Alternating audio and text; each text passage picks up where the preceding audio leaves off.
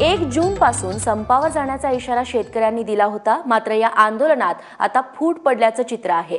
मुख्यमंत्री देवेंद्र फडणवीस यांच्या भेटीनंतर अहमदनगरच्या पुणतांब्यातील एका शेतकरी गटानं संपाला स्थगिती दिली आहे। विरोधी पक्षनेते राधाकृष्ण विखे पाटील यांच्या नेतृत्वाखाली या गटानं मुख्यमंत्र्यांची भेट घेतली। तिकडे पुणतांब्यातील दुसऱ्या गटानं राज्यभरातील शेतकरी संपावरती जाण्याच्या निर्णयावरती ठाम असल्याचं बोलून दाखवलंय। किसान क्रांती ही जी लीडरलेस मूवमेंट आहे ही आपली 1 जूनला ठरल्याप्रमाणे संपावर जाणार म्हणजे जाणार आणि आमच्या मागण्या आम्ही मान्य करायला सक्षम आहोत। मुख्यमंत्र्यांकडे जाऊन बोलणी करायचं त्या ठिकाणी कुठलाही आम्हाला हव्यास नाही। हा प्रश्न शेतकऱ्याचा आहे, शेतकऱ्याच्या भावनेशी आहे।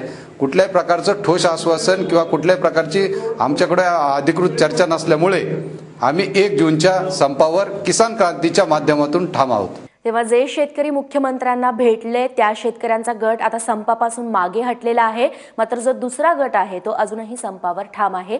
त्या दोनही शेतकऱ्यांच्या प्रतिक्रिया आपण ऐकल्या।